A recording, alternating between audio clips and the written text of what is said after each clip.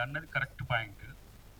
మేము వాళ్ళ ట్రాప్లో పడుతున్నామా అనేది కాదు, వాళ్ళు ప్రజల్ని ట్రాప్లో వేసి పనిలో పడ్డారు. బతుకమ్మను పెట్టకపోతే తెలంగాణ వాళ్ళే కాదన్నట్టుగా ఎస్టాబ్లిష్ చేసే పని చేస్తారు. ఒకటి ఒక్క మాట, ఆయన రాజరికాన్ని రిప్లికాగా చేసుకున్నాడు. ఆయన పార్టీ కలర్ ఏంటిది? పింక్. ఈ పింక్ ఎవరి కలరు? నిజాం. ఆయన నిజాం కలర్ అంటే నేను రాజునే అని చెప్పుకునే ప్రయత్నం. కిరీటం గురించి ఎందుకు అడగట్లేరు? వాళ్ళు కిరీటం ఎందుకు తీసేసిరని ఎందుకు అడగట్లేరు? అంటే వాళ్ళు ఏమనుకుంటున్నారు అంటే మేము అడిగేదే కరెక్ట్గా ఉన్నది, మేము చెప్పేదే కరెక్ట్గా ఉన్నది.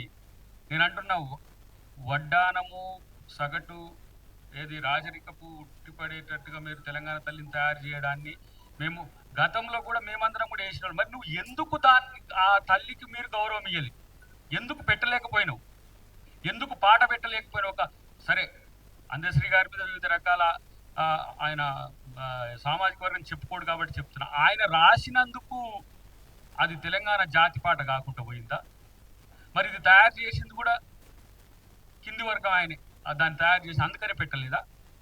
ఈ వివక్ష నీకెందుకు వచ్చింది? మరి తెలంగాణ తల్లి పట్లనే వివక్ష ఉంది కదా, ఇది మేము చెప్పాలి కదా.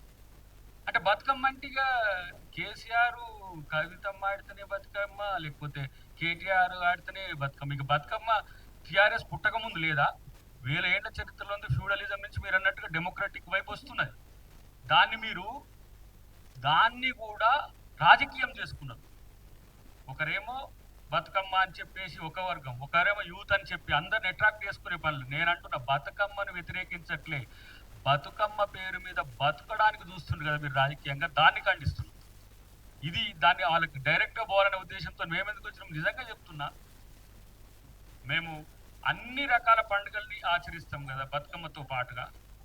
మీకు ఒక్కరికే ఆడ పెట్టలేదని దాన్ని తీసుకురావడానికి కారణం ఏంది? దాంతో మీరు బ్రాండ్ చేసుకొని మీరు మార్కెటింగ్ చేసుకొని అధికారంలోకి వచ్చినందుక మహిళలందరినీ పూజ చేసుకోవడానికి చేసిండ్రా?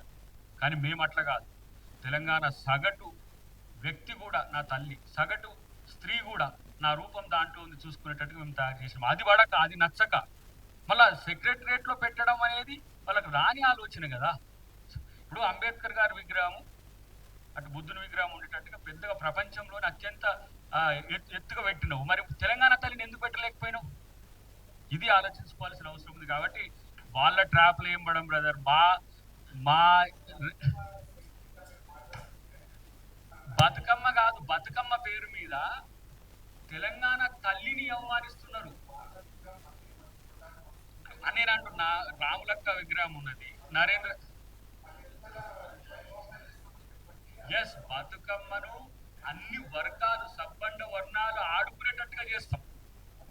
ఈ తెలంగాణ తల్లిని కూడా అందరు ఆదరిస్తున్నారు, ఒకే ఒక్క సైకో రామ్ తప్ప. అర్థమైందా? Subscribe us and press the bell icon for more interesting updates.